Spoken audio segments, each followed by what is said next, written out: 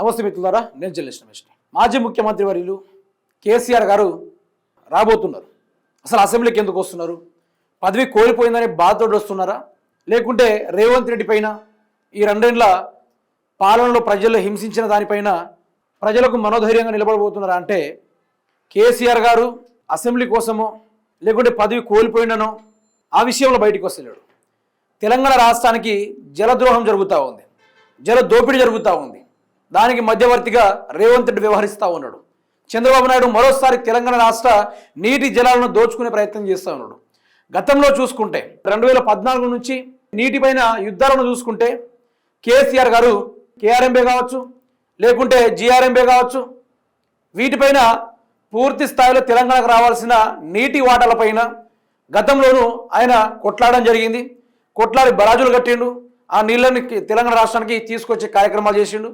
పాలమూరు రంగారెడ్డి ఎత్తిపోతల పథకంతో కొన్ని లక్షల ఎకరాలకు నీళ్ళు అందించే విధంగా కేసీఆర్ గారు వినూత్నంగా ముందు చూపుతోటి ఆ యొక్క ప్రాజెక్ట్ నిర్మించే కార్యక్రమాలు చేస్తే అదే పాలమూరు ఎత్తిపోతల పథకం కింద గత ప్రభుత్వం ఉన్నప్పుడు 5,600 కోట్ల రూపాయలతోటి కొన్ని కెనాలను శాంక్షన్ చేశారు.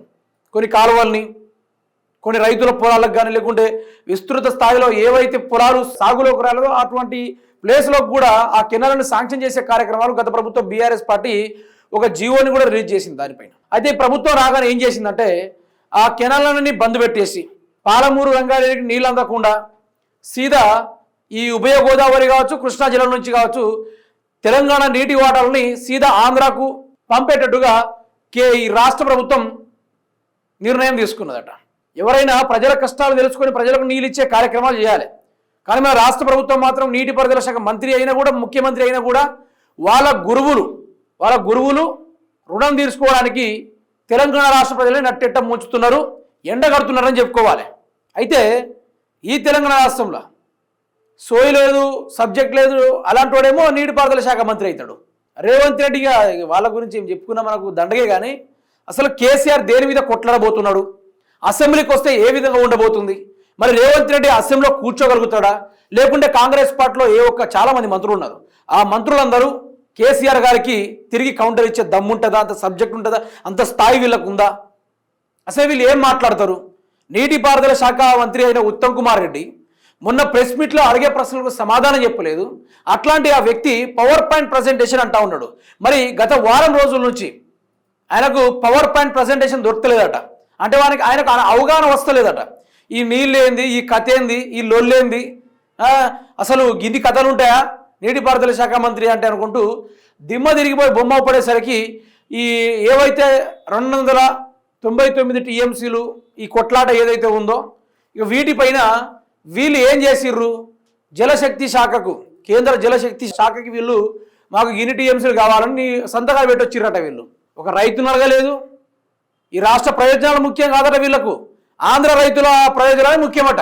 మరి ఇట్లాంటి వాళ్ళు తెలంగాణ ఉండేందుకు మరి వీళ్ళు ఆంధ్రలో పోయి ఊడిగం చేసుకోవాలి, చంద్రబాబు కాళ్ళ దగ్గర మోకరిల్లాలి, చంద్రబాబు కాళ్ళు కడిగి నెత్తిలో పోసుకోవాలి, గొంతులో పోసుకోవాలి, ఇంకేమైనా పోసుకునేదంటే అలా కూడా పోసుకో. అయితే రేవంత్ రెడ్డి ఒక పాట ఉంటుంది. చాలా వరకు ఈరోజు రేవంత్ రెడ్డి గెలిచిండంటే పాటల ద్వారానే గెలిచిండు. ఏదో ఉద్యమకారుడనో తెలంగాణను ఉద్ధరించిండనో లేకుంటే భారతదేశానికి స్వాతంత్రం చేసే కార్యక్రమంలోనూ ఈయన మీద కేసులు కాకుండా ఉండలేదు, ఈయన కథ ఎవరికి తెలియకుండా ఎవరికి లేదు ఈరోజు.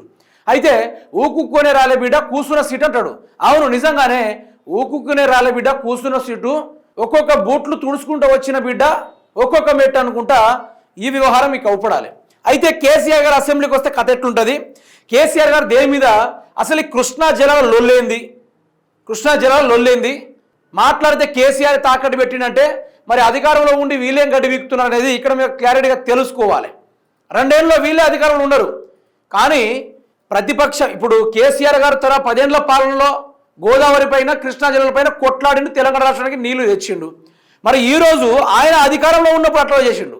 మరి ప్రతిపక్షంలో ఉన్నా కూడా కేసీఆర్ కొట్లాడాలంటే మరి మీరు ముఖ్యమంత్రి, మీరు మంత్రులు ఉండి దేనికి అంటున్నా 2 ఏళ్ళుగా మీరేం చేసిర్రు అంటే కేసీఆర్ బయటికి వచ్చి ఒక్కడి గమనించారు ఇక్కడ మీరు, కేసీఆర్ బయటికి వచ్చి తెలంగాణ రాష్ట్రానికి అన్యాయం జరుగుతుంది, మన నీటి వాటాలు రేవంత్ రెడ్డి, ఉత్తమ్ కుమార్ రెడ్డి ఆంధ్రాకు పంపించే విధంగా సంతకాలు పెట్టొచ్చిర్రు అని కేసీఆర్ బయటికి వచ్చి చెప్తే మీరు పవర్ పాయింట్ ప్రెజెంటేషన్ పెడతారా? మీరు దానిపైన అసెంబ్లీ సమావేశాలు పెట్టి చర్చిస్తారా? సిగ్గుండకర్లా కొంచెమైనా. అంటే దొంగలని మీరు క్లారిటీగా దొంగలను దొరికిపోయారు ఇక్కడ, ఇక దొంగలని మీరు దొరికిపోయారు. ఏం చేయాలని అర్థం కాక అసెంబ్లీ సమావేశాలు. ఇప్పుడు సిగ్గుండాలి కొంచెం. నేను చెప్తున్నా కదా, రాష్ట్ర ప్రజలు మేలుకోండి. ఈరోజు మన కెనాల్లో నీళ్లు రావట్లేదంటే దానికి గల కారణం ఈరోజు కాళేశ్వరం కూలిందనే పేరుతోటి నీళ్లు వృధాగా కిందికి వదిలిపెడుతున్నారు. దానికి సర్వత్రా పర్మిషన్ ఇచ్చింది మాత్రం కాంగ్రెస్ ప్రభుత్వం, కాంగ్రెస్ పెద్ద బూట్లు నాకే వాళ్ళందరే. వినండి ఒకసారి. కృష్ణా జలాల పంపిణీపై మోసం ఎవరిది, పోరాటం ఎవరిది? 299 టీఎంసీల కేటాయింపు తాత్కాలికమా, శాశ్వతమా? కేసీఆర్ ప్రభుత్వమే 299 టీఎంసీలకు ఒప్పుకున్నారా?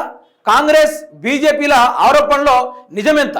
బచావత్ బ్రిజేష్ ట్రిబ్యునల్లో ఏం జరిగింది? అసలు విభజన చట్టంలో ఏముంది? రాష్ట్ర విభజన తర్వాత జరిగిన కుట్రలేంటి? సెక్షన్ 3 కింద శాశ్వత కేటాయింపుల కోసం ట్రిబ్యునల్ ఏర్పాటుకు కొట్లాడింది ఎవరు? 2023 అక్టోబర్లో సెక్షన్ 3 కింద అదనపు రిఫరెన్సెస్ను బ్రిజేష్కు బాధ్యతలు అప్పచెప్పడానికి పోరాటం చేసింది ఎవరు? కృష్ణా జలాల కేటాయింపుల్లో ఎప్పుడు ఏం జరిగింది? తెలంగాణ ఏర్పడిన తర్వాత నాటి రాష్ట్ర ప్రభుత్వం ఏం చేసింది? విశ్రాంత సూపరింటెండెంట్గా శ్రీధర్ రావు దేశ్ పాండే గారి సహకారంతో తెలంగాణ పత్రిక ప్రత్యేక కథనం కూడా రాసింది. అయితే ఈ పాలమూరు రంగారెడ్డి ఈ కృష్ణా జలాలపైన 299 తెలంగాణకు, ఆంధ్రకు అదేవిధంగా 512 టీఎంసీలకు నీటి కేటాయింపులకు ఒప్పుకొని తెలంగాణకు శాశ్వతంగా మరణ శాసనం రాశారని చేస్తున్న ఆరోపణలను పరిశీలిద్దాం. ఇదేమి కొత్త ఆరోపణ కాదు. కాంగ్రెస్ ప్రభుత్వం అధికారంలోకి రాక మునుపు వచ్చిన తర్వాత 100 సార్లు ఈ ఆరోపణలు చేశారన్నారు. వెదిరే శ్రీరామ్ లాంటి స్వయం ప్రకటిత మేధావులు కూడా ఇదే ఆరోపణలు ఎన్నో ఏళ్ళుగా చేస్తూనే ఉన్నారు. అయితే ఈ ఆరోపణలు ఇప్పుడు కృష్ణా జలాలపైన కావచ్చు, లేకుంటే గోదావరి జలాలపైన కావచ్చు, ప్రజెంట్ ఇప్పుడు కృష్ణా జలాల గురించి మాట్లాడుకుంటే కేసీఆర్ గారు తెలంగాణకి 299 టీఎంసీలు, ఆంధ్రాకు 512 టీఎంసీలు అనేది ఇది కేసీఆర్ రాసొచ్చి పర్మిషన్ ఇచ్చొచ్చి తెలంగాణ రాష్ట్రానికి మరణ శాసనం రాశారనుకుంటూ వీళ్ళు నానా రకాలుగా మాట్లాడుతున్నారు. అయితే మనకు నీటి వాటర్లపైన రావాల్సిన లెక్క పరంగా చూసుకుంటే తెలంగాణకి ఏది ఏ వాటర్ లెక్కింపు పరంగా చూసుకుని మనం మొదలుగా తెలంగాణ వాడుకున్న తర్వాత ఆంధ్రప్రదేశ్ వాడుకోవాలి. అది కృష్ణా జలాలే కానీ లేకుంటే గోదావరి జలాల నీళ్ళే కానీ మనకు మళ్ళిన తర్వాత మనం వాడుకున్న తర్వాత ఇరు రాష్ట్రాలు వాడుకున్న తర్వాత మిగిలిన వాటా లెక్కింపులు ఏపీకి పోవాలన్నట్టుగా ఆ యొక్క సెక్షన్ నెంబర్ 3 కింద సెక్షన్ నెంబర్ 3 శాశ్వత కేటాయింపు కోసం ట్రిబ్యునల్ ఏర్పాటు చేసినప్పుడు కొన్ని ఒప్పందాలు జరిగినాయి. అయితే దాని మీద సుదీర్ఘంగా కేసీఆర్ గారు కొట్లాడడానికి బయటికి వచ్చిండు. తెలంగాణకు నీళ్లు మళ్లించిందే వీళ్ళు. ఇప్పుడు కనుక కేసీఆర్ బయటికి రాకపోయి ఉండుంటే మనకు రావాల్సిన కృష్ణా జలం నుంచి వాటాలు కూడా పూర్తి స్థాయిలో ఆంధ్రప్రదేశ్కి పోయేది. తర్వాత లాక్కొని పీక్కున్నా కూడా తిరిగి రాకపోయేది. అందుకనే కేసీఆర్ గారు సరైన టైంలో తెలంగాణ రాష్ట్రానికి అన్యాయం జరుగుతుందని బయటకు వచ్చిండు.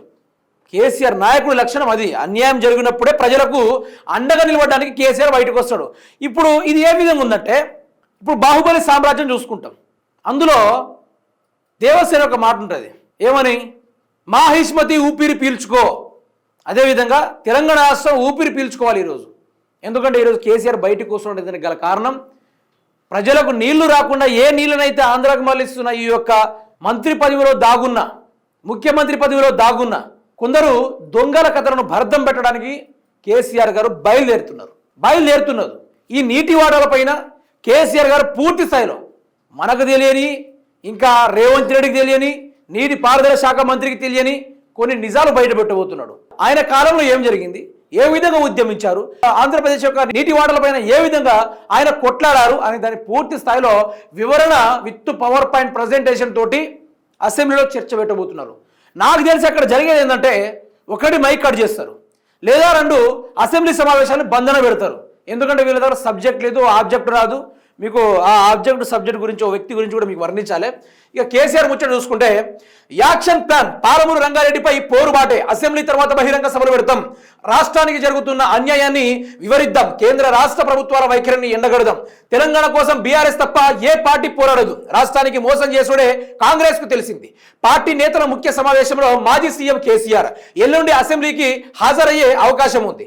అయితే కేసీఆర్ గారు అసెంబ్లీకి వస్తే ఒక లెక్కని చెప్పాలంటే పులి ఓ జింక గ్రూప్లో వస్తే ఏ విధంగా ఉంటుందో గా తీరుగా ఒక్కొక్కళ్ళు అసెంబ్లీలో అతలాకుతలం అయితే మీరు చూడండి.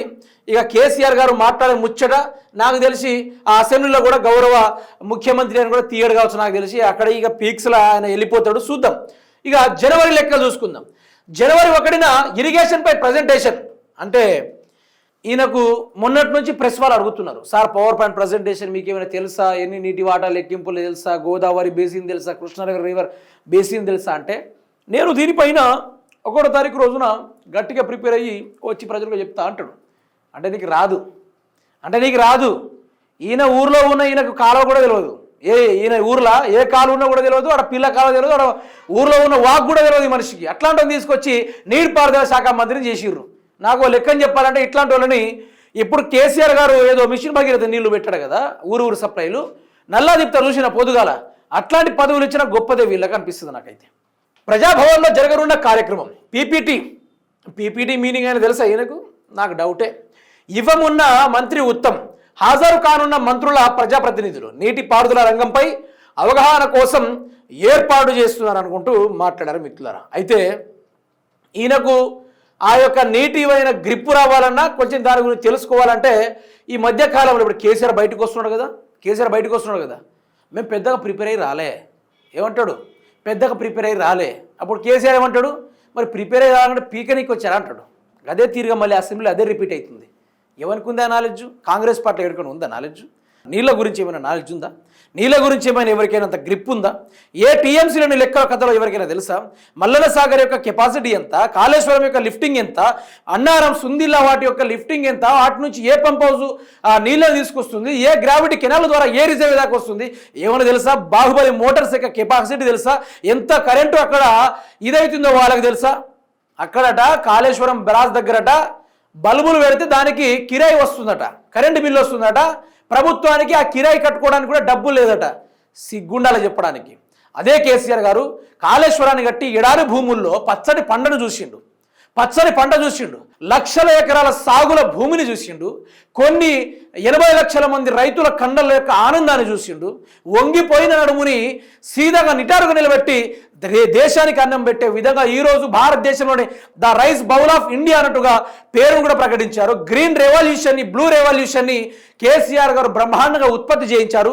దాని ద్వారా ఎన్నో ఉత్పత్తి అయ్యి, వైట్ రెవల్యూషన్ అనుకుంటా, చేపల పెంపకము, ఆ తర్వాత ఎన్నో రకాలుగా డెవలప్మెంట్ అయింది. తెలంగాణ రాష్ట్రం ఒక్క వ్యవసాయ రంగంతో అదే నీటితోటి నిధులు వచ్చాయి, అదే నీళ్ళతోటి నియామకాలు వచ్చాయి, అదే నీళ్ళతోటి రాష్ట్ర అభివృద్ధి అయింది. ఓవరాల్ గా భారతదేశంలో ఉన్న 29 స్టేట్స్ నుంచి చూసుకుంటే తెలంగాణ రాష్ట్రం దేని పరంగా, డెవలప్మెంట్ పరంగా, లేకుంటే గ్రామ పంచాయతీల పరంగా, లేకుంటే నీటి సప్లై పరంగా, వాటర్ కన్జర్వేషన్ పరంగా రాష్ట్రంలో రకరకాల ఎన్ని విధాలుగా ఉన్నాయో అన్నిటి విధంగా తెలంగాణ రాష్ట్రం మొదటి స్థానం వచ్చింది. స్టిల్ ఇప్పటి వరకు తెలంగాణ రాష్ట్రంలో ప్రతి గ్రామ పంచాయతీలకు, ప్రతి రాష్ట్రంలో ఉన్న గ్రామ పంచాయతీలకు అవార్డులు వచ్చినాయి ప్రతి రాష్ట్రానికి. అందులో తెలంగాణ రాష్ట్రం 10వ స్థానం కైవసం చేసుకుందంటే దానికి గల కారణం కేసీఆర్ గారి యొక్క కృషి, ఆ యొక్క అభివృద్ధి.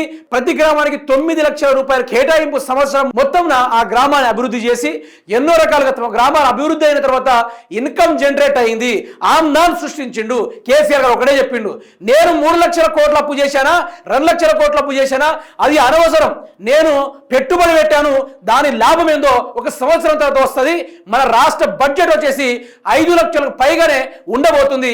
ఆ లెక్కను చూసుకొని మన తెలంగాణ రాష్ట్రాన్ని పరిపాలించుకుంటూ, ఉద్యోగాలు ఇచ్చుకుంటూ, నానా శాఖల కానీ డబ్బులు మొత్తం ప్రజల్ని సంక్షేమంగా చూసుకుంటూ, ఆ తర్వాత మన తెలంగాణ రాష్ట్రం 28 రాష్ట్రాలకు అప్పు ఇచ్చే విధంగా తయారు కాబోతుందని కేసీఆర్ గారు బల్ల బుద్ధి చెప్పారు. విత్ పవర్ పాయింట్ ప్రజెంటేషన్ తోటి, విత్ లెక్కలతోటి, విత్ క్యూరియాసిటీ తోటి కంప్లీట్ గా వివరించి తెలంగాణ రాష్ట్ర ప్రజలకు అర్థమయ్యేటట్టుగా చెప్తే, ఊకూకనే రాలే బిడ్డ కూసున సీటు, ఒక్కొక్కరి బూట్లు తుడుచుకుంటూ వచ్చిన బిడ్డ ఒక్కొక్క మెట్టు అనుకున్న పాటకి తెలంగాణ రాష్ట్ర ప్రజలు ఆశపడి గోసపడి ఈరోజు కన్నీరు గారుస్తూ ఉన్నారు. దాన్ని చూసి తట్టుకోలేక కేసీఆర్ గారు బయలుదేరిర్రు, అసెంబ్లీకి వస్తున్నారు, ఒక్కొక్కరు తాట తీయబోతున్నారు. ఆ విషయంలో ఏం జరగబోతుందో కూడా కంప్లీట్గా తెలుసుకునే ప్రయత్నం చేద్దాం. మరి రేపు కాకుండా 28వ తారీఖు రోజున అసెంబ్లీ సమావేశాలు జరగబోతున్నాయి. అందులో కేసీఆర్ గారి యొక్క ప్రభంజనమే ఉంటుంది. ఓ లెక్కన సినిమా డైలాగ్ ఏదో ఉంటుంది కదా, ఇక రచ్చ అన్నట్టుగా అసెంబ్లీలో రచ్చ కాకపోయినా ప్రతిపక్షం వాళ్ళు ఇచ్చే ఒక క్వశ్చన్కి ఆన్సర్ చెప్పే సత్తా ఎవ్వరికి లేదు. చదువుకొని ఉండుంటే, ఎవరైనా మంత్రి శాఖలో కానీ ఏదైనా వేరే శాఖలో కానీ పనిచేసి ఉండుంటే వాటి మీద గ్రిప్ వస్తుంది. గంటల తరబడి కూర్చొని నాకు ప్రెస్ మీట్ రాలే, పవర్ పాయింట్ ప్రజెంటేషన్ రాలంటే ఎవరికి రాదు.